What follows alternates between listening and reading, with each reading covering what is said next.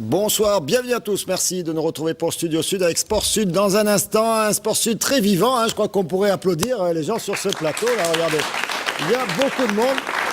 C'est le pôle espoir de volley régional avec Kate Middleton en superstar. Voilà, elle est venue avec sa mèche et le petit geste aussi, assez entraîné. On va voir si elle a le rythme, le bon rythme. Il ne faut pas faire trop vite, hein. Voilà, regardez. Ah, elle le fait pas mal. Voilà, et donc qui a gagné plein de médailles. Sélection minime du Languedoc-Roussillon. Midi, ils sont grands, non, pour des minimes, non ? Vice-championne de France de volleyball. Et ils sont volleyeurs en même temps. Il vaut mieux être grand quand on est volleyeur. Et donc, c'est un spécialiste, Olivier Brachard, du volley. Et on est bien content de vous avoir sur ce plateau. Vous êtes rouge, hein, c'est les couleurs régionales, hein, c'est clair. Voilà. Et plein de coupes. Alors, c'est bien de faire la fête parce que, cher Olivier, c'est un peu terrible. Là, le money time pour les équipes montpelliéraines, c'est difficile à vivre. Hein. On comptait beaucoup sur le handball et oui, d'ailleurs, il y a Philippe Payoriès, journaliste à l'équipe, spécialiste de hand, qui sera là pour analyser l'élimination de Montpellier en Ligue des Champions, quart de finale, retour face à Rhein-Neckar. Il reste encore un petit espoir en rugby, mais un tout petit. Ce sera samedi pour passer dans les phases finales. Pour le foot, c'est moyen. Ça va être moyen jusqu'à... Voilà. Ça va être moyen jusqu'à la fin de la saison, on va dire. Ça risque, hein. Ça risque. Enfin bon, on peut encore, il y a encore 5 matchs. Et puis le sport, donc c'est dans un instant. Moi, je vais vous parler des titres de votre journal. Ce sera à 19h30 avec ce soulagement pour la famille de Pauline, cette étudiante en hôtellerie à Béziers, retrouvée saine et sauve en fin de matinée. La jeune fille de 16 ans a regagné son domicile de Sigean la nuit dernière. Elle avait disparu jeudi. Plus tragique par contre avec cette affaire de meurtre à Montpellier dans la nuit de vendredi à samedi. La victime a été scarifiée et étouffée. Son mari, la cinquantaine également, a été écroué ce soir. Il dit ne se souvenir de rien. Plus festif, par contre, avec l'élection de la Reine d'Arles et la feria de Palavas. On reviendra sur ces deux événements dans le journal. Un invité également, Yaré Diagne, pour nous parler de la commémoration de l'abolition de l'esclavage. La date a été fixée le 10 mai depuis 10 ans. Une exposition est déjà à découvrir à l'Hôtel de Ville à Montpellier. Mais ça, ce sera à 19h30. Je vous laisse avec du sport et nos volleyeuses et volleyeurs. Bravo, Jean-Jean.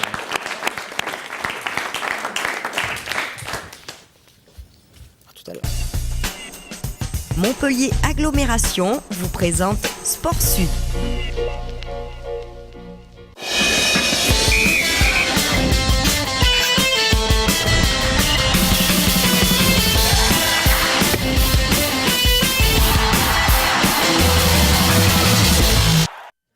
Bonjour à tous, ce n'est pas la joie en ce moment dans le sport montpelliérain. Aujourd'hui, nous reviendrons sur la désillusion du Montpellier handball, élimination en quart de finale, retour de la Ligue des Champions face aux Allemands de Rhein-Neckar, l'ON. C'était à l'Arena samedi soir. Et puis match nul 0-0 face à Brest, à la Mosson pour le MHSC.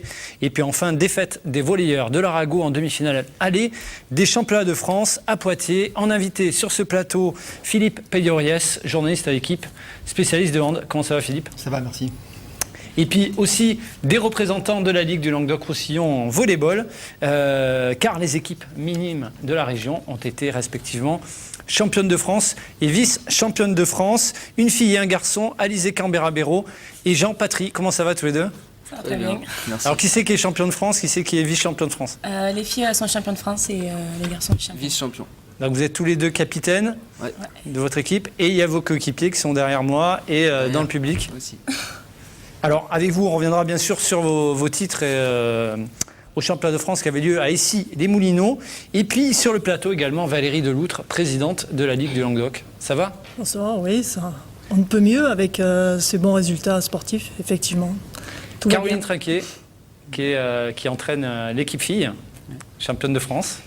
Et puis Romain Guy, qui entraîne l'équipe garçon, vice-championne de France. Ça va, Romain ? Très bien. Ça va ? Merci. Allez, c'est parti pour le handball.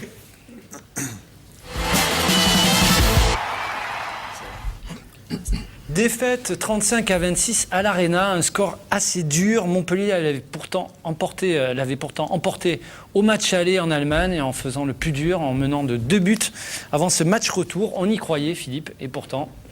On y croyait et l'écart est assez surréaliste. 9 buts, on n'aurait jamais imaginé qu'ils puissent perdre sur un tel écart. Mais comme Patrice Canaillé l'expliquait après le match, c'est pas trop l'écart qui l'inquiète. Au fil de la partie, il a vu que son équipe se désagrégeait. Ils ont craqué à un quart d'heure de la fin. Et l'écart est assez anecdotique finalement. Ce qu'il faut retenir, c'est qu'ils ont complètement craqué, qu'ils n'étaient pas au niveau d'un participant au Final Four. Et je crois qu'encore aujourd'hui, il se pose beaucoup de questions. Et il va falloir trouver des solutions parce que ça fait 2 ans de suite qu'ils restent aux portes de ce Final Four et très honnêtement on ne voit pas comment ils pourraient arriver enfin à aller à Cologne s'ils ne changent pas quelque chose dans leur fonctionnement. Alors on va regarder le résumé de la rencontre tout de suite. Philippe, c'était samedi soir à l'Arena, tout avait bien commencé mais à partir de la deuxième mi-temps, ça s'est écroulé. On regarde. Le rêve d'une saison s'écroule. Montpellier tenait pourtant son Final Four pendant 90 minutes de ce quart de finale aller et retour. Sans véritable gaucher en base arrière, le MHB trouve néanmoins des solutions en attaque. Surtout le Serbe Mladen Bojinovic, intenable, c'est lui qui lance véritablement son équipe. Montpellier fait la course en tête, mais les Allemands de l'ON ne lâchent pas l'affaire. Dans leur effectif, quelques-uns des meilleurs joueurs du monde. Même si en défense, Montpellier ferme l'axe à merveille, Tchupik et Gensheimer s'en donnent à cœur joie aux ailes. Montpellier a néanmoins des occasions de remonter la balle plus rapidement pour tenter de creuser un gros écart, mais se contente de gérer son avance. À la pause, 2 petits buts d'avance, 17-15. Au retour des vestiaires, les Allemands adaptent leur défense. Bojinovic et Karabatic, repositionnés respectivement à gauche et à la main de l'attaque, sont bien muselés. La solution est côté droit, mais hélas, Acambré n'est pas à son poste de prédilection et aux ailes, ni Ahmed ni Dipanda ne sont en réussite. Rhein-Neckar mène 24-21. Les Allemands sont virtuellement qualifiés. Montpellier ne reviendra jamais. On a maîtrisé jusqu'en seconde mi-temps. Et après, sur les petits détails, on a craqué. Ils sont revenus, ils sont passés devant. Et nous, physiquement, on a lâché, mentalement aussi, on a lâché. On a fait n'importe quoi, on s'est précipité, on voulait tellement bien faire, rattraper le retard qu'on a été trop vite vers l'avant, on a perdu trop de ballons et à la fin, c'était n'importe quoi, c'était la débandade et voilà. Ouais, on est déçus, mais bon, c'est le sport. On avait une équipe bien amoindrie, on s'est battu, on a essayé de tout donner et aujourd'hui, on est tombé sur le plus fort que nous. Plus fort sur le terrain, les Allemands de Rhein-Neckar, et trop fort aussi sur le papier, selon Patrice Canaillé. Je crois qu'il ne faut pas rêver, la Ligue des Champions c'est une compétition pour grands garçons quoi. Voilà, et il faut 14 grands garçons quoi. Tu peux de temps en temps amener un jeune, le pousser un peu, l'amener, mais bon, même les grands garçons ils craquent par moments dans cette compétition. Alors voilà, le sentiment que j'ai, et c'est un peu ce qui explique, on a vu un peu le dépit dans les yeux de certains joueurs, c'est qu'à un moment donné, voilà,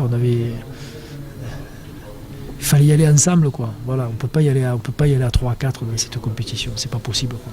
Cette année encore, l'équipe de Montpellier n'était pas suffisamment armée pour aller à Cologne et disputer le Final Four. Du rêve à la réalité, le chemin est parfois plus long que ce que l'on pense. Alors Philippe, encore raté, hein. Tu titrais dans l'équipe aujourd'hui. Ouais. Encore raté, c'est ça, fois. Mais j'ai bien aimé ce que disait Patrice Canaillé, c'est-à-dire on ne peut pas y aller avec 3 ou 4 joueurs. Bien sûr qu'on ne peut pas y aller avec 3 ou 4 joueurs, mais Montpellier est condamné à y aller avec 3 ou 4 joueurs. Ils ont une masse salariale qui est inférieure de presque 2 millions d'euros à celle de Rhein-Neckar.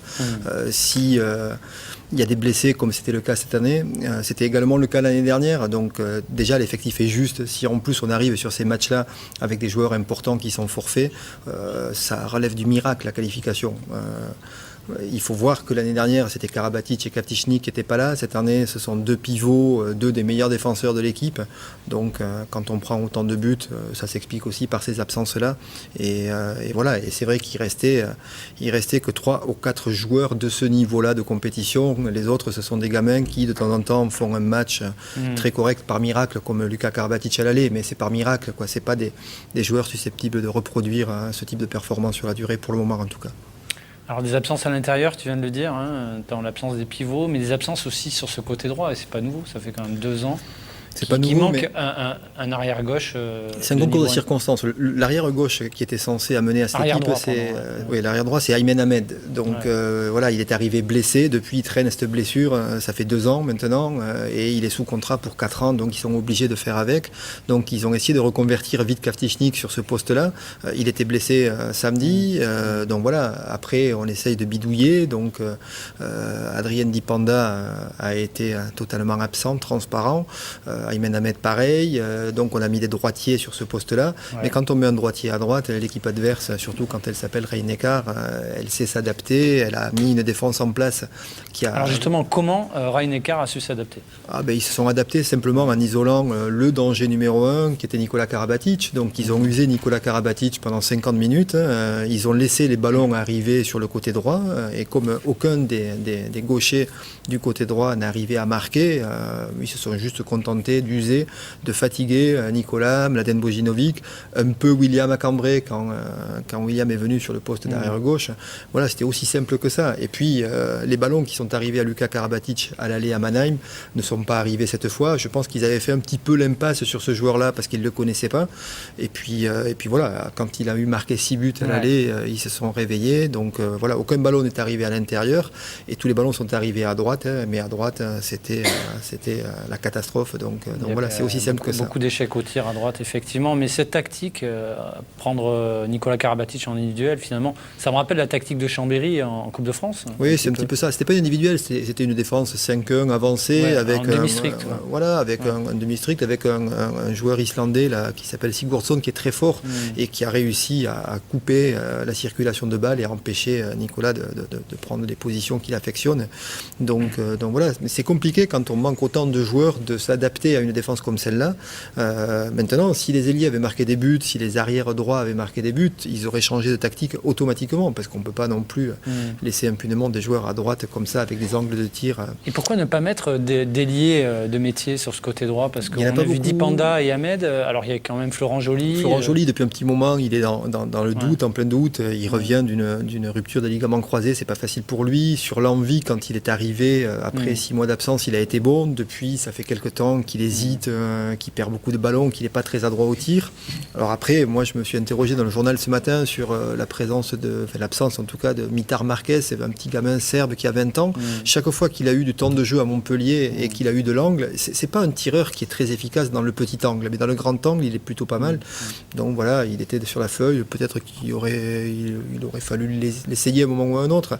Mais comme je disais tout à l'heure, ce sont des joueurs qui n'ont aucune référence à ce niveau-là. Donc voilà, ça ne marchait pas. C'est facile de dire celui qui était sur le banc aurait pu, mais toujours est-il que quand on voit Rhein-Neckar qui est capable de doubler ses ailiers par des joueurs internationaux qui ont déjà une 50aine de matchs de Ligue des Champions derrière eux, Montpellier, Joly c'est une poignée, Mitar Marquez c'est 2, Aymen Ahmed c'est 5, voilà. Bon, Philippe, j'aimerais qu'on regarde les autres résultats de ces quarts de finale. Donc, on voit que Montpellier s'est incliné, bien sûr, face à Rhein-Neckar. Donc, au Final Four, ça donnera premier match Rhein-Neckar face à Barcelone, qui a créé la surprise en allant gagner à Kiel, hein, quand même. Alors là aussi, avec un gardien, Thierry Meyer, apparemment fantomatique. Oui, 17% Alors ça, c'est d'arrêt. curieux. Un petit peu comme à Montpellier, on est déçu quand même par la performance de Richard Storrel, qui était supposé qui a apporté énormément depuis le début de l'année. Mais que là, en quart de finale, on ne l'a pas vu. On ne peut pas se qualifier sans gardien aujourd'hui, c'est primordial. Richard Storrel a fait une grande compétition, il n'a pas été là sur les 2 quarts de finale. Je me souviens que Patrice Canaillé avait pointé du doigt les performances des gardiens l'année dernière. C'est la même cause cette année, ils sont éliminés parce que les gardiens n'ont pas fait assez d'arrêts. Donc Thierry Meyer est passé au travers, mais c'est surtout le gardien polonais. Saric a été très bon. Donc hier, c'est Smal, le gardien polonais, qui a fait un match énorme, 26 arrêts, je crois. Donc voilà, c'est ça. Donc ça se joue sur ça, Et hier, Barcelone, Saric. Mais Kiel-Barcelone, j'ai aussi regardé le match. On se rend compte que Daniel Narcisse était absent. Et quand ces grandes équipes-là ont 1 ou 2 joueurs prépondérants qui leur manquent, ils sont dans le dur. Ils ont été menés entre 5 et 8 buts toute la partie.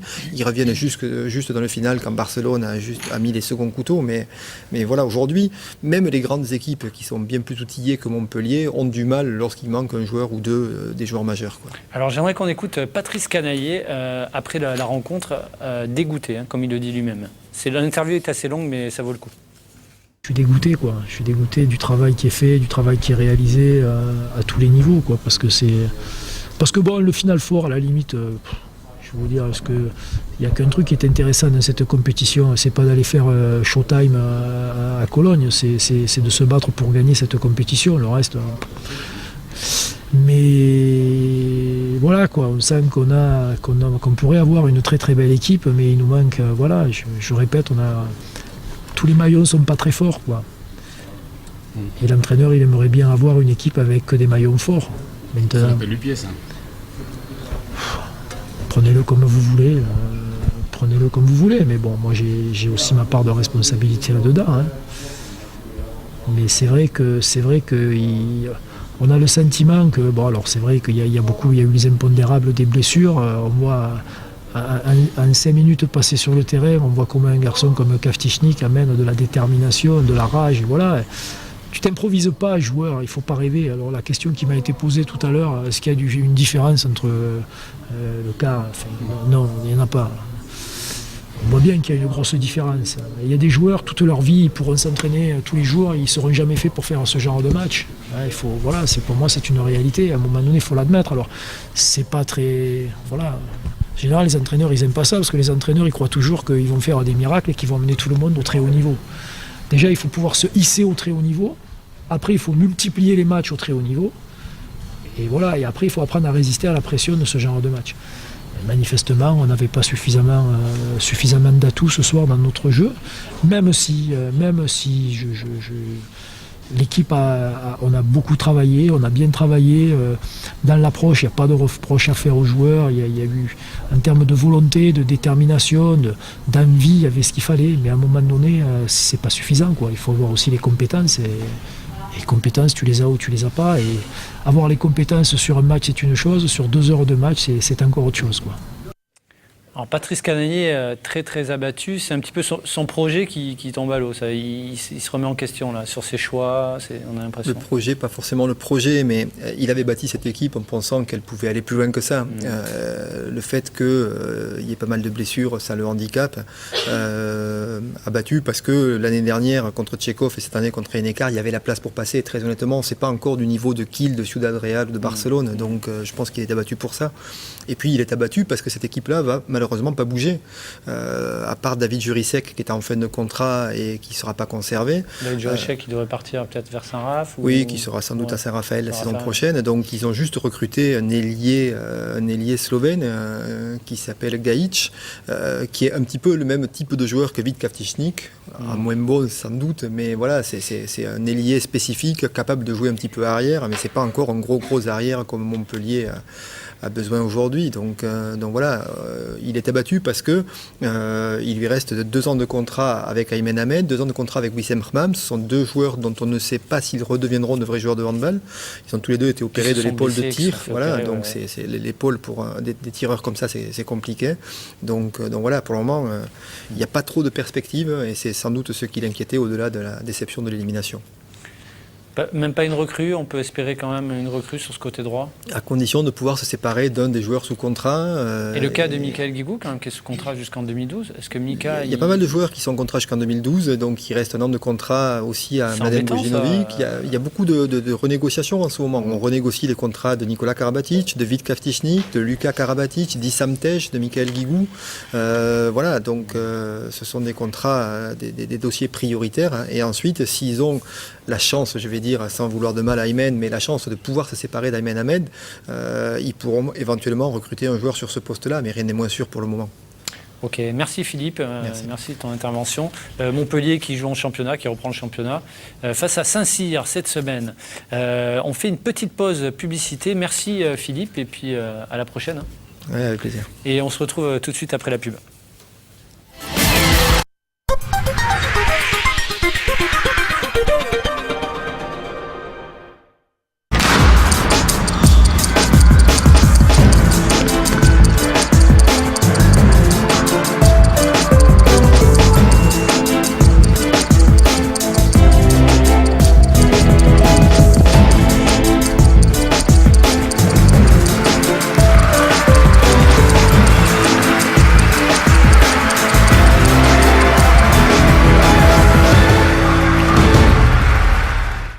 avez le droit de choisir votre carrossier. France Auto Carrosserie, c'est 3 bonnes raisons de venir. Un véhicule de prêt gratuit, aucune avance d'argent et un avoir de 10% sur votre facture pour l'entretien de votre véhicule. France Auto Carrosserie, bienvenue chez vous. Vous vous posez des questions sur votre avenir, celui d'un proche, une question d'ordre sentimental, financier, professionnel ou tout simplement familial. Je suis à votre disposition. Contactez dès à présent Claude Alexis au 0892 65 00 75 0892 65 00 75.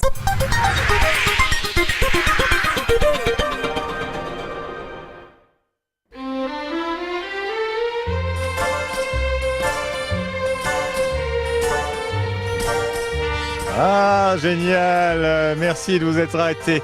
Voilà, cette semaine, j'aimerais vous inviter dans une vallée de légende, la vallée de l'Hérault. Est-ce que vous êtes d'accord de m'emmener? Allez, c'est dans Opinion sur Rue, c'est cette semaine. Allez, on embarque.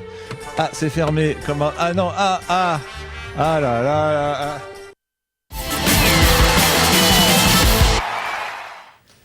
De retour sur le plateau de Sport Sud avec Fred Barré de l'Arago 7 qui vient de remplacer Philippe Payorias.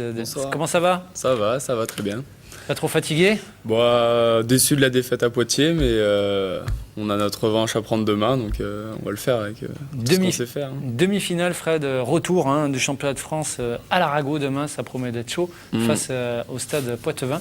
On en parle après le foot, d'accord, parce qu'il y avait aussi du foot ce week-end, et Montpellier recevait le stade brestois après 2 défaites face à Marseille en championnat et en finale de la Coupe de la Ligue, et la défaite à Lyon. Le MHSC espérait bien sûr une victoire, mais bien regroupé derrière. Les Bretons ont obtenu ce qu'ils étaient venus chercher, c'est-à-dire un match nul. Montpellier manquait visiblement de punch pour ce 3e match en 8 jours. Et puis toujours ce manque de réalisme devant le but, dans le dernier geste. À noter le bon match de Geoffrey Dernis et du gardien Jourdain. On écoute René Girard, l'entraîneur, ainsi que Geoffrey Dernis et Benjamin Stambouli. Je m'attendais à ce que ce soit un match difficile pour plusieurs raisons. D'abord, c'était le 3e et le 4e même après les 2 matchs de Marseille et celui de Lyon. Il fallait s'attendre un petit peu à avoir un petit peu de mou dans le jeu. Ça s'est avéré sur la première mi-temps. On n'a quasiment pas joué. On a été assez... Comment je pourrais dire, assez mou. On n'a pas répondu. En deuxième, on a été un peu plus tonique. On a redispositionné un petit peu les garçons. C'était un petit peu mieux, mais bon, on sentait que dans les derniers gestes, tout ça, il nous manquait quelque chose. Et c'est vrai que bon, c'est dans la continuité des résultats qu'on vient de faire à la Mosson. C'est pas un résultat très, très positif, mais c'est comme ça. Je pense qu'on avait réussi à évacuer la déception. On a fourni de gros efforts à Lyon. Et je pense qu'aujourd'hui, on a eu un petit coup de moins bien, même si on a essayé d'y croire jusqu'au bout, mais même si c'était un peu brouillon, on aura au moins essayé. Donc je pense que dans l'état d'esprit, on y était, mais dans la créativité, un petit peu moins, même beaucoup moins. Et je pense que cet après-midi, il y avait largement la place de prendre les 3 points et de laisser place à l'espérance de l'Europa League. Maintenant, c'est pas fini, mais c'est dommage, quoi. On aurait pu faire le break à domicile et ça aurait été ça de fait. Maintenant, ça n'a pas été fait. C'est dommage, mais c'est pas la fin du monde, on va se remettre au travail. Alors, les résultats, on regarde les résultats de cette journée. Il reste maintenant plus que 5 matchs à jouer. Alors, le classement, tout simplement, Montpellier 10e avec 44 points. Derrière Saint-Etienne, 45 points. Bordeaux, Sochaux, c'est très serré. Tout est encore jouable pour cette fameuse 6e place qualificative pour la Ligue Europa. Toulouse avec 42 points, 11e. Et puis Arles-Avignon qui est condamné à la redescente. Voilà. En ce qui concerne le foot, un petit mot des filles du MHSC. Bravo à elles. Elles ont gagné à Juvisy sur le score de 3-1. Elles sont qualifiées pour la finale du Challenge de France. Elles affronteront Saint-Etienne. Bravo aux filles, aux coéquipières, d'Oda Lataf. Allez, on passe au volleyball maintenant.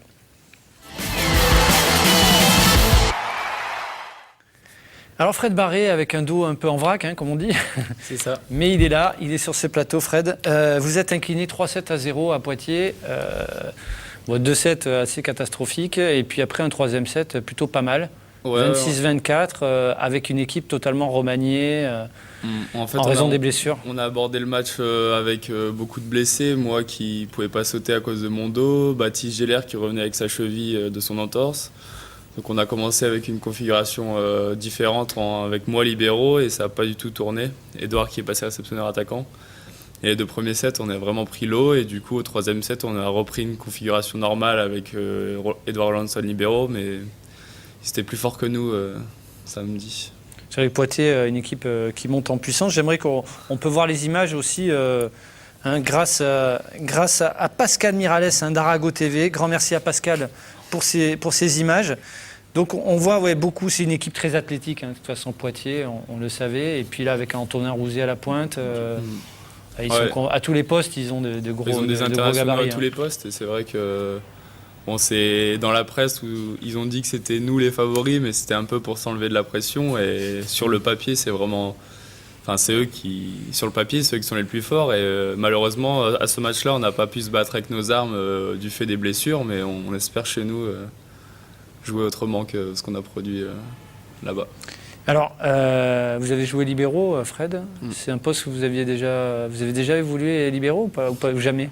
Pas beaucoup. Pas beaucoup. Bon, je suis réceptionneur attaquant à la base, donc ça se ressemble dans certains secteurs, mais c'est vrai qu'au niveau des automatismes, tout ça, c'est pas du tout pareil. Et bon, l'équipe, on n'était pas du tout réglé pour jouer comme ça. Alors, rien n'allait. J'ai regardé vos stats au service. Pas terrible. Pas d'ace. Pas mal de zip en défense aussi. Qu'est-ce qui s'est passé dans vos têtes, là, les 2 premiers sets là, la pression, vous êtes mis de la pression un peu on a été dominé dans tous les secteurs et puis le volley ça va vite quoi. Il y a une équipe qui joue bien, nous on n'était pas dans un bon jour et puis après c'est un rouleau compresseur, on n'a pas su le relever la tête et 1h15 après le match il était fini donc on n'a pas eu le temps de se... Et l'ambiance là-bas c'est quand même difficile à Poitiers, c'est une terre de volleyball, Poitiers, Tours, c'est toujours des salles très remplies. Dans une salle pleine, une très bonne ambiance et c'est vrai que les joueurs poitevins ils ont mouillé le maillot. Nous, on aurait aimé pouvoir rivaliser, mais samedi, on n'a pas pu le faire. On va le faire demain. Quelqu'un a vu le match là Non, mais vous avez lu. C'est vrai que c'était à Poitiers. Le volley n'est pas trop retransmis, hélas. Mais le parcours de l'Arago jusqu'à présent, vous l'avez suivi, Valérie? Oui, bien sûr. C'est le club phare de la région, donc bien entendu, j'essaye au maximum d'assister au match. Et c'est un très bon parcours encore cette année, déjà l'année dernière. Alors l'année dernière, soi-disant, c'était une surprise, mais finalement, c'est pas une surprise puisque cette année, c'est un petit peu comme ça aussi. Et puis, ce que je voudrais dire, moi, par rapport à Poitiers, je pense qu'ils ont tellement eu peur au tour d'avant. Contre Nantes. Contre Nantes. Un promu. Ils ont dû arriver, remonter à bloc. Et peut-être que c'est un petit peu ce qui a fait la différence aussi. Comme dit Fred, ça va tellement vite que les 2 premiers sets étant passés, après, c'est difficile de se remettre dans la partie. C'est vrai que Nantes, c'était un petit peu l'équipe surprise comme vous l'an dernier, avec notamment un très bon passeur et Martin Repac. Et c'est vrai que donc il craignait ce match face à vous par rapport au match qu'ils avaient joué face à Nantes. Malgré tout, ce 3e set, très encourageant pour ce match retour. Oui, c'est vrai que... Défaite 26-24. Le seul point positif à retenir, c'est qu'en jouant moyennement au dernier set, on n'a pas non plus produit un volley extraordinaire comme on a pu le faire auparavant. En jouant normalement, on a réussi à les accrocher et à les faire douter. Donc on se dit qu'à la maison, en jouant notre volley comme on sait faire, on peut les faire douter et les battre. Et aller chercher le match d'appui à Poitiers. Si vous servez bien, c'est quand même une équipe qui est assez perfectible. En réception, elle peut craquer, non? Ouais, après, on l'a vu pendant ils ont quand même pointu de l'équipe de France qui est là pour... Ouais. Mais non, mais ils ont une belle équipe. Un très très bon passeur aussi, élu meilleur passeur de championnat. Après, voilà, c'est le seul problème qu'on a, c'est pas une excuse, mais c'est vrai qu'on a eu pas mal de pépins physiques entre Baptiste Géller, moi... même Jovica Simovski, le pointu, qui a eu un problème à la cheville. Et c'est vrai qu'on est un peu diminué en cette fin de saison, mais on va le faire quand même, il n'y a pas de raison. Alors oui, justement, demain, au Barou, ça ira mieux. Vous avez récupéré des forces un petit peu. Vous, ça va mieux. Baptiste, il a un peu plus de balles dans les mains. Baptiste est au taquet. Et il est bien revenu. Ça fait une semaine maintenant qu'il est revenu, c'est ça? Il a rejoué un peu à Poitiers, et donc là, il va sûrement commencer le match. Et voilà, il va faire le boulot. Et vous en remplaçant avec Ouais, moi, je vais Ragondé commencer. en réceptateur. D'accord. Et alors vous avez échoué à ce stade l'an dernier, en demi-finale. On le sait, après 3 matchs face à Cannes. Face à Cannes, 3 superbes matchs, très accrochés. Pardon, Valérie ? D'anthologie, ouais. D'anthologie, oui, parce que Il avec croyait. ce final, bon, défaite 3-1. Ouais, c'était vraiment très serré. Mais ce serait dommage quand même de ne pas franchir ce palier de nouveau. Ah, c'est vrai que le public, les joueurs, enfin tout le club a envie de franchir ce cap par rapport à l'année dernière. Bon, même sans ça, on fait encore une saison extraordinaire entre la Coupe CEV, le championnat. On fait quand même une saison extraordinaire, mais c'est vrai que nous, on a tous un objectif, c'est d'aller chercher cette finale. Après, c'est pas si facile à faire, mais c'est vrai que c'est vraiment un cap qu'on a tous envie de franchir. Donc voilà, on va tout faire pour demain soir. Alors, une partie du recrutement a été communiquée. On sait déjà que Benjamin Tonuti reste. Ça, c'est très important, à la passe. Et puis, José Trèfle au centre aussi. Oui, c'est ça, le Central Rennais a signé. Pour remplacer Vezeli. C'est ça, Vezeli qui part en Italie la saison prochaine. D'accord. Et en revanche, Chimovski devrait s'en aller. Oui, il a signé à Tourcoing. Il a signé à Tourcoing. Donc, remplacer peut-être un joueur qui est encore en cours dans le championnat. Et Ouais, on ne sait pas du tout encore. qui jouerait peut-être à Cannes. On ne sait pas. On ne peut pas le dire pour l'instant. On n'a pas eu d'accord. les infos. Alors, ok. Valérie, en tant que présidente de la Ligue, Montpellier 7 se porte plutôt bien en championnat. Oui. C'est sûr. On voit que Narbonne risque de remonter. Ben oui, Vous ils êtes ont contente, encore fait non un bon résultat ce week-end en gagnant 3-2. Maintenant, il va falloir concrétiser le match retour, c'est sûr. Puis il y a Alès aussi qui est en Ligue B. Hein.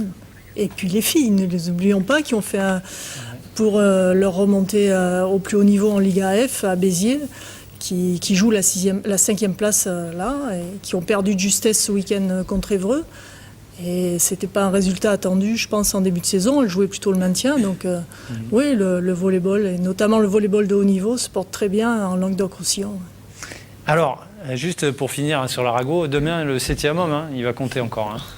Là, plus que jamais, hein, vous comptez sur ce 7e homme de l'Arago, c'est ça ? Comme toujours à domicile, je pense que tous les supporters seront là pour foutre le feu, comme on dit. Ils sont déjà montés à Poitiers ce week-end. Il y en avait une vingtaine qui sont venus nous supporter là-bas. Et là, il y aura plus de 1000 personnes qui nous encourageront et qui chanteront. Donc ce sera génial. J'ai vu qu'il y avait un petit clip qui circulait aussi, hein, sur Arago TV. Hein. Ouais. Voilà. Bon, écoutez, restez avec nous, hein, Fred, parce qu'on va parler de volley, bien sûr, encore. On va parler maintenant des volleyades, hein, parce que les volleyades, c'était du 21 au 24 avril à Paris, enfin à Issy-les-Moulineaux plus exactement. Presque carton plein, on va dire. Hein, allez, Romain. Ouais, Romain, puisque vous entraînez l'équipe minime garçon de la Ligue du Languedoc-Roussillon. Eh bien, ouais, on a espéré jusqu'au bout. Parce que bon, les 2 équipes étaient en finale, donc on ne pouvait pas attendre mieux déjà. Et puis, les filles l'ont fait. Voilà. L'année dernière, elles étaient finalistes et cette année, elles sont championnes. Et puis les garçons ont un grand mérite à être arrivés jusque-là. On avait un objectif qui était d'aller au bout déjà de nos limites, qu'elles soient physiques, mentales. Et voilà, on est arrivé en finale, donc c'est un très beau parcours et ils ont de quoi être fiers. Alizé, ce titre, c'est une joie immense, j'imagine quand même. Ah ben... J'ai vu on va voir les images, hein, parce que là, on a quelques images grâce à Pascal Miralles encore. Merci Pascal. Donc là, c'est les garçons, mais c'est mélangé, les images de garçons, les images de filles.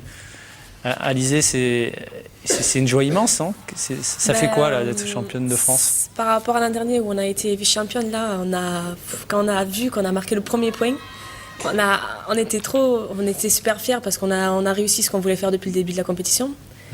Et donc pour nous ça a été c'était presque l'aboutissement, quoi. Ouais, voilà, quoi. On était libérés, il y a toute la pression qui retombait et tout, et on était soulagés d'être arrivés jusqu'au bout. Et vous alors, et toi, hein, Jean, vice-champion de France avec ces petites déceptions, mais quand même c'était l'objectif, c'était quoi ? C'est vrai que c'est une déception, mais ouais, c'est vrai que c'est dommage qu'on n'y pas arrivé à la première place. Mais ce qu'on a fait, c'est quand même pas mal. On a quand même débuté moyennement. Et puis à notre âge, faire des compétitions comme ça, c'est c'est encourageant pour la suite et ce qu'on a fait, c'est plutôt pas mal. Alors comment ça se passe justement? Il y a eu combien de matchs sur ces 3 jours là? C'était quoi, quart de finale, demi-finale? Comment ça se passe, Caroline? 9 matchs. 9 matchs. Alors, pour arriver jusqu'à la finale, 9 matchs. C'est des poules? On a fait premier jour de poule de 3. D'accord. Encore une poule de 3 et puis après quart de finale, demi-finale. Ah ouais, d'accord. Donc ça fait 9 matchs. De 7 gagnants? De 7 gagnants. Les gymnases sont assez grands. Même la finale aussi? Le Palais des Sports d'ici les Moulineaux, il y a 4 terrains. Les images, donc il y a beaucoup de bruit. Ouais. C'est assez, à mon avis, c'est surtout le bruit qui est fatigant. C'est pas trop les matchs, c'est le bruit. Voilà, après, je pense qu'elles ont fait une bonne performance, effectivement. Bon, nous, on a vécu notre défaite en finale l'année dernière. Alors, je souhaite qu'une chose, à mon avis, ça sert. Parce que dans cette sélection cette année, il y en avait qui ont raté la finale l'année dernière, enfin qui l'ont perdu, on l'a pas raté, on l'a perdu sur le terrain.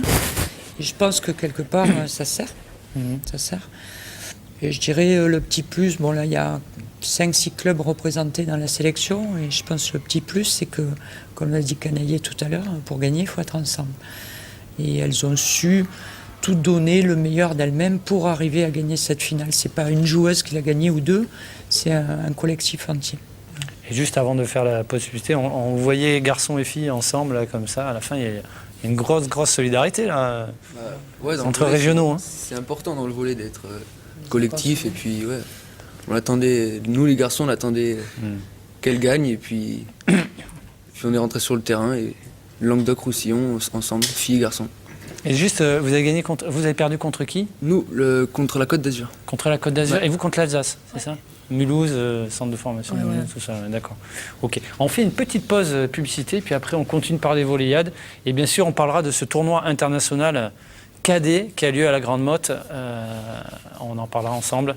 À tout de suite.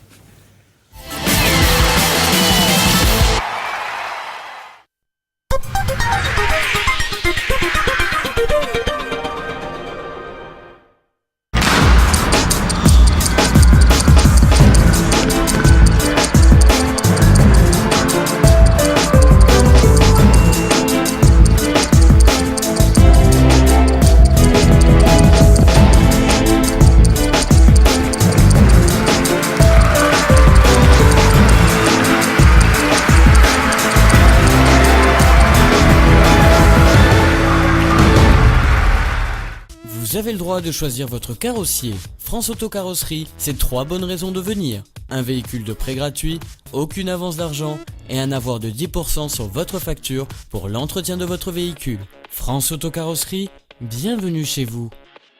Vous vous posez des questions sur votre avenir, celui d'un proche, une question d'ordre sentimental, financier, professionnel ou tout simplement familial. Je suis à votre disposition. Contactez dès à présent Claude Alexis au 0892 65 00 75 0892 65 00 75.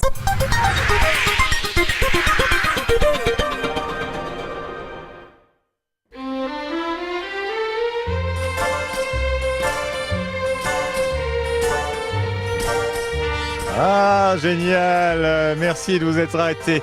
Voilà, cette semaine, j'aimerais vous inviter dans une vallée de légende, la vallée de l'Hérault. Est-ce que vous êtes d'accord de m'emmener? Allez, c'est dans l'opinion sur rue, c'est cette semaine. Allez, on embarque. Ah, c'est fermé. Comment? Ah non, ah là là là.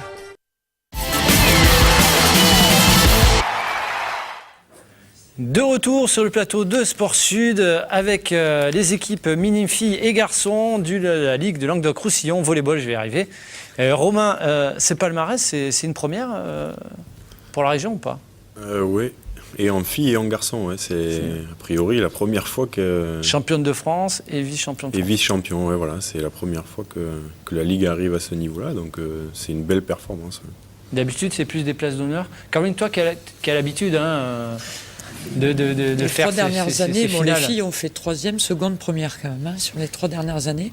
Et avant, on était 17. Ouais. Donc sur les 3 dernières années, ça va bien. Qu'est-ce qui va se passer l'année prochaine? On verra. On va en garder quelques-unes quand même. Bah oui, parce qu'il y a 2 ans en minime. Il y a des premières années et des donc on va en garder et on compte sur elles. Fred, vous êtes de Lille, hein, c'est ça? J'ai participé au Volleyade avec les Flandres. Avec les Flandres. Et alors, la région Languedoc-Roussillon, c'est une équipe qu'on craignait ou pas? C'était fort, c'était fort. Nous, on n'avait pas été très performants à cette compétition. On avait fini 8e. Et voilà, et il me semble que le Languedoc-Roussillon était sur le podium à chaque fois. Les 2 ans que j'ai fait les Volleyades, le Languedoc-Roussillon était sur le podium. Et avec le recul, quel souvenir vous en gardez? C'est toujours des bons souvenirs, hein. C'est les premières compétitions importantes qu'on fait en tant que joueur.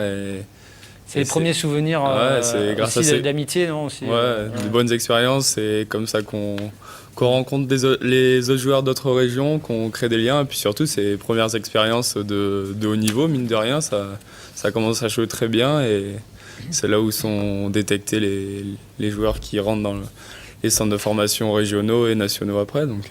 D'accord, ce qui a été votre cas. Ouais, moi j'ai fait Crêpes de Wattignies et CNVB, et c'est au Volleyade que commence la détection. Caroline, comment se passent les détections, Caroline ou Romain, de ces équipes-là? C'est un travail fait très en amont avec les clubs, j'imagine? Oui, bon, c'est fait en amont. Déjà sur les sélections benjamines, ça sont passés par les benjamines avec les départements. Et de là, après, on les sélectionne pour le niveau supérieur, les minimes régions. Effectivement, comme disait Fred, les Volleyades servent aussi à détecter au niveau national pour les filières de la fédération. Et je l'espère, il y aura sûrement quelques Languedociennes et quelques Languedociens qui seront dans les pôles sport l'année prochaine. Et oui, Caroline, parce qu'il y a eu aussi des titres individuels lors de ces Volleyades, Romain. Alors, pour citer, il y a... En commençant par les filles, Alizé qui a fini meilleure joueuse du tournoi. Meilleure joueuse du championnat de France, quoi. Des sélections de région, comme l'année dernière déjà. Et puis, meilleure attaquante également. Donc, double... Donc, un double titre individuel. Et Jean qui a le titre du meilleur attaquant de la compétition.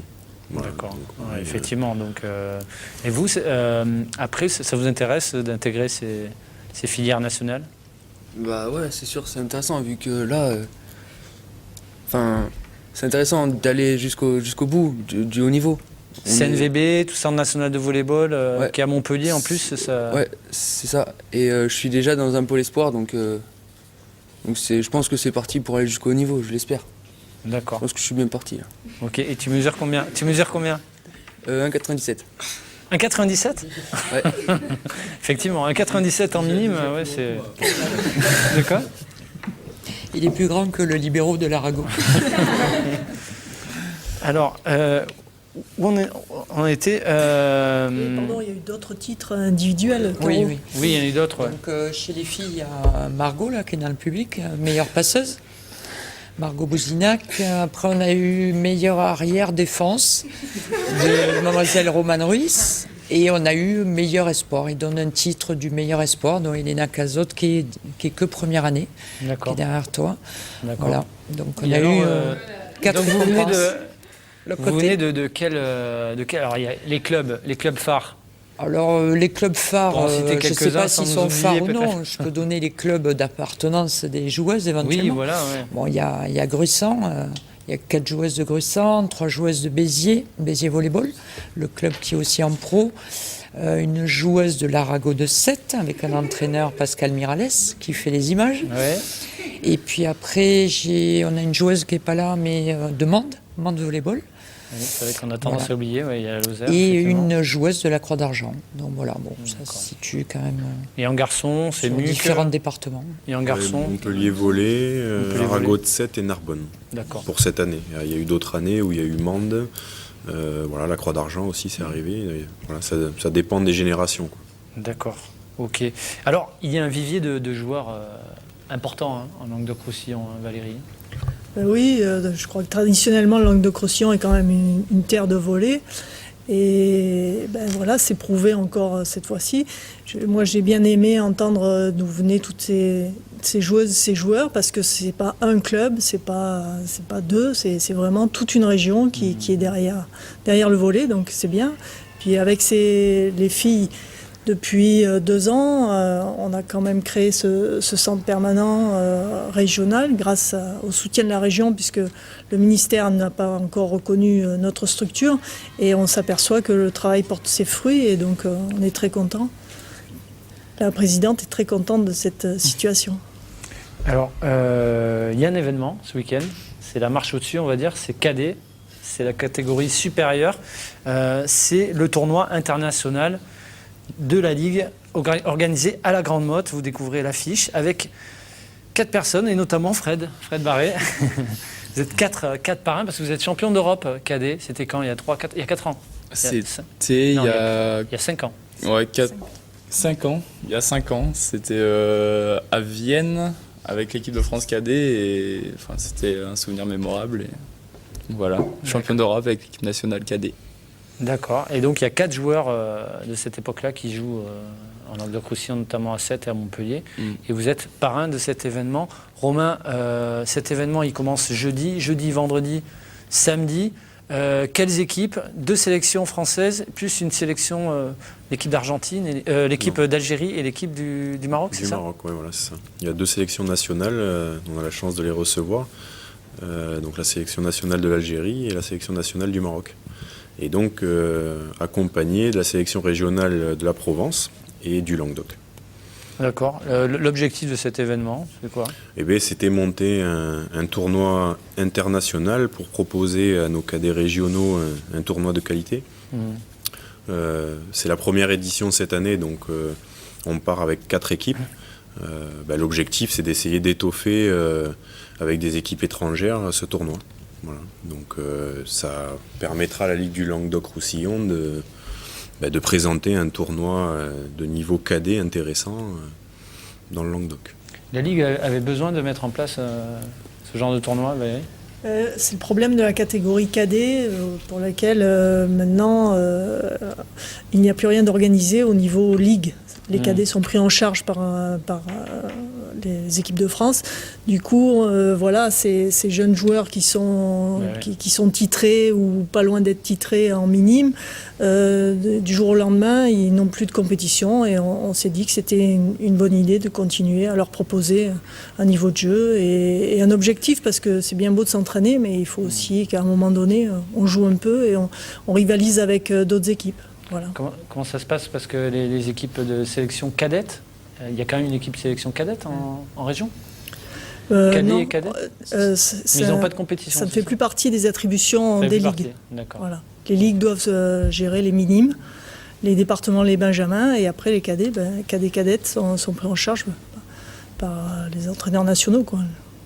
Alors, votre implication, Fred, en tant que parrain sur ce tournoi, vous allez y aller? Vous allez faire quoi? Oui, moi ça dépend un peu de la fin du championnat qu'on a avec l'Arago, si l'aventure continue ou pas, mais moi sinon je vais tout faire pour aller voir le plus de matchs possible. Et puis moi ça me paraît être des événements très importants, parce que le fait déjà de faire des compétitions avec un groupe, de se confronter à d'autres cultures de volleyball, jouer des pays étrangers, c'est comme ça qu'on progresse, et ça fait aussi ça peut faire partie d'une communication et de faire parler du volley dans la région. Et puis en tant que joueur professionnel, vous avez conscience que vous êtes un moteur pour ces jeunes quand même? Ouais, il y a quelques années, j'étais à leur place, donc c'est vrai que ça fait bizarre d'en parler, mais c'est vrai que en tant que joueur, je pense qu'ils peuvent le dire, des tournois, mais encore maintenant, mais quand on est plus jeune, on en demande de faire des tournois, des matchs, et c'est vrai que je pense que jouer l'Algérie ou le Maroc,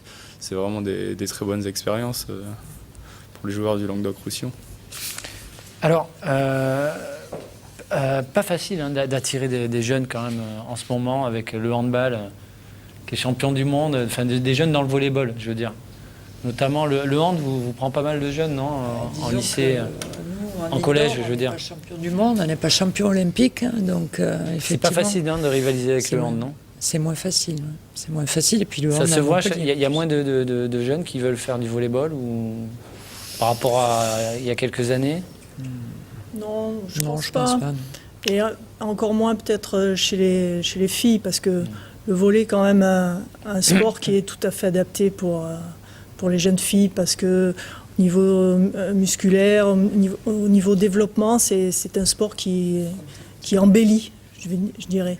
Et donc les filles sont quand même attirées par l'activité. Et je ne suis pas sûre. C'est sûr, ce qui nous manque surtout, c'est la médiatisation. C'est pour ça qu'on vous remercie de votre invitation et qu'on est venus si nombreux. Parce qu'on a peu l'occasion de s'exprimer, peu l'occasion de montrer nos bons résultats et nos belles images. Heureusement, tout à l'heure, grâce à Pascal Miralles, nous avons eu quelques images de ces voléades et même du match de l'Arago. Et c'est ce qui manque parce que c'est vraiment beau à voir. Alors les projets de la Ligue, justement, développer la communication, c'est quoi ? Oui, c'est être présent un maximum sur tous les événements. C'est ce qui se passe là. On le voit quand même, ça fait 2 ans au plus haut niveau en Ligue A où nos équipes, le MUC et l'Arago, se distinguent, puisque je vous rappelle quand même que l'année dernière, le MUC avait fait une belle perf en battant Poitiers d'ailleurs. Et donc ça, c'est le plus haut niveau. Et puis chez les jeunes, il y a quand même les clubs qui travaillent super bien, puisque chaque année, nos clubs régionaux soit ont des titres en Coupe de France de jeunes, soit ont des places honorables. Donc là, en plus, maintenant, c'est les sélections régionales qui s'y mettent. Donc, Mais comment le volleyball peut retrouver un nouveau souffle, Caroline? Parce que moi, je me pose la question. Hein. Parce que je me rappelle des années 90, ou vraiment, fin des années 80, les championnats du monde. Et là, le volley rame quand même un peu depuis quelques années. Les championnats du monde en 86, et puis après, ça a permis un petit peu pendant des années de. Et là, c'est difficile. Moi, je pense. Qu'est-ce qu'on a en ce moment? C'est l'équipe nationale, c'est pas. Si, pour nous, la région, que l'Arago, on souhaite qu'ils aillent en finale, oui, parce que ça attire les jeunes et on se fait connaître. On fait connaître notre sport. Et c'est quoi qui a fait mal au volley? C'est un petit peu l'émergence de sports comme le hand dans les années 90? Oui, je pense. Et puis les sports un peu de plein air aussi, qui se développent de plus en plus. Après, effectivement, comme disait Valérie, je pense que c'est garçon, je sais pas, mais c'est très adapté aux filles. Il n'y a pas de contact au volley, donc c'est quand même très adapté. Fred, vous vouliez dire, oui. Non, mais je disais que c'est vrai qu'en France, en comparaison avec d'autres pays, en France, il y a énormément de sports collectifs qui réussissent entre le football, le rugby, le hand, même le basket. Donc c'est vrai que le volley a des fois du mal à tirer son épingle du jeu, mais je pense que là, avec les clubs régionaux qu'on a, on remplit les salles, on fait des bonnes perfs, on attire au fur et à mesure des médias, et je pense que grâce à ça, on peut vraiment faire... défendre le volley, et même l'équipe nationale qui arrive, il y a une nouvelle génération qui arrive, et je pense vraiment que le volley est sur une pente ascendante. Et voilà, le volley donc devra repartir de la base, c'est-à-dire des régions avec une médiatisation en région. C'est ça, Valérie? Oui, puis tu travailles chez les jeunes. D'ailleurs, on est encore une fois précurseur dans la région, puisque avec l'expérience d'Aragoland. Ah oui. Donc, qui s'adresse aux tout petits et qui montre que effectivement le volley est également abordable chez les tout jeunes par le jeu, et je crois qu'il faut s'inspirer de toutes ces initiatives. Moi j'ai juste une question, Valérie. Juste aux jeunes là, vous êtes venus comment au volleyball? C'est par vos parents? C'est par la famille. Par la famille? Ouais. La plupart? C'est vous votre père Stan Patry? Vous aussi, vous êtes venu. C'est ton père qui t'a amené au volley, toi? Oui. Ouais, c'est un petit peu ça, le volley. Hein. Aussi, c'est une histoire de famille. C'est une histoire de famille, oui. Oui, je voulais rajouter par rapport au volleyade, on a parlé des sélections filles et garçons. Je voudrais rendre hommage aux arbitres, parce que c'est quand même une fonction qui m'est chère, puisque je le suis moi-même. Et ils sont là, et donc pas de jeu sans arbitre. Et je crois que ça a été à peu près les seuls déçus, entre guillemets, des résultats de nos équipes, parce qu'à cause de ça, ils n'ont pas eu droit d'arbitrer la finale, ni en garçon ni en fille, donc, parce qu'ils se sont fait remarquer aussi. Et donc je voudrais également louer le travail qui est fait par la commission d'arbitrage sur les jeunes, puisque nous faisons arbitrer tous les matchs de Coupe de France de jeunes par des jeunes, justement pour les mettre dans le circuit. Écoutez, merci, cette émission est finie, hein, presque. Bravo quand même, un petit mot pour les les hommes de Fabien Vasseur en water-polo qui se sont imposés face à Aix-les-Bains. Ils avaient fait match nul là-bas, 6 partout, c'était pas facile, bravo à eux. Voilà, bah, écoutez, merci. Vous pouvez vous applaudir pour cette fin d'émission. Et puis, on se retrouve pour un prochain Sport Sud la semaine prochaine. Allez, ciao, ciao.